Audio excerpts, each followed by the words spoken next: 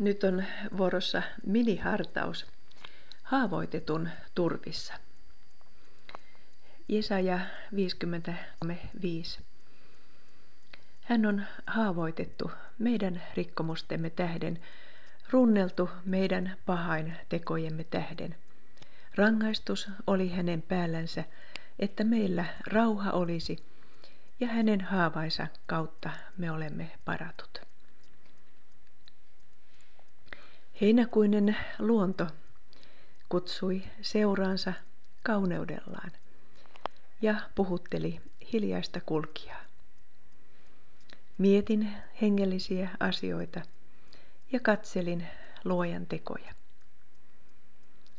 Kesämökin lähellä kasvaa kookas villiruusu. Sen ympärillä on korkea heinikkoa. Kurjen kellot alkoivat kukkia ruusun juurella. Katsoin yhtä mutkalle taipunutta, maahan painunutta kurjen kelloa. Se oli mun kasvillisuuden lähes peittämä. Kohotin sen pystyyn ja näin elävän maahan asti taipuneen ruusun oksan siinä vieressä.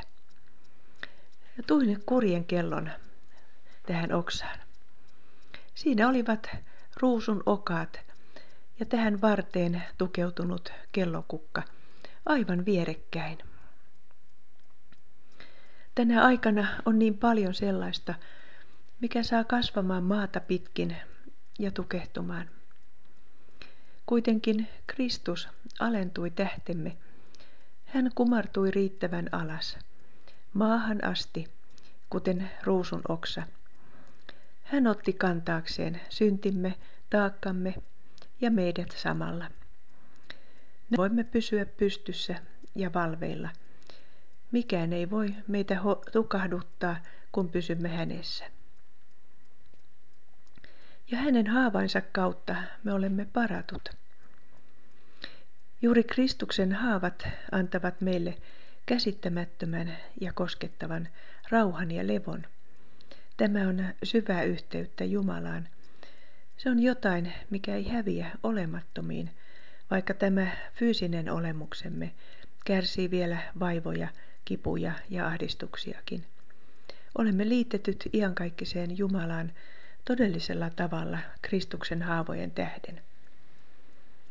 Huomaan itsekin yhä vaan selvemmin, ettei minulle oikeasti jäisi mitään uskolle tärkeää jäljelle, jos Jeesuksen ristin sovitustyö otettaisiin pois. Tai jos siitä tehtäisiin vain kuin alku niin sanotulle varsinaiselle voitokkaalle uskon elämälle. Kuinka opettavaista on ollut kokea itsekin ahdistusta, hätää, uupumusta ja hylkäämisen pelkoa, joskus ihan kipuun saakka.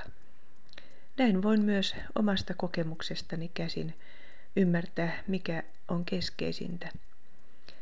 Jos aito evankeliumi hävitetään, ei jää mitään annettavaa hengellisessä hädässä olevalle. Ei jää ajallista eikä iankaikkista apua.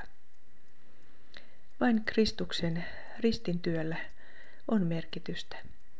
Olemme haavoitetun turvissa.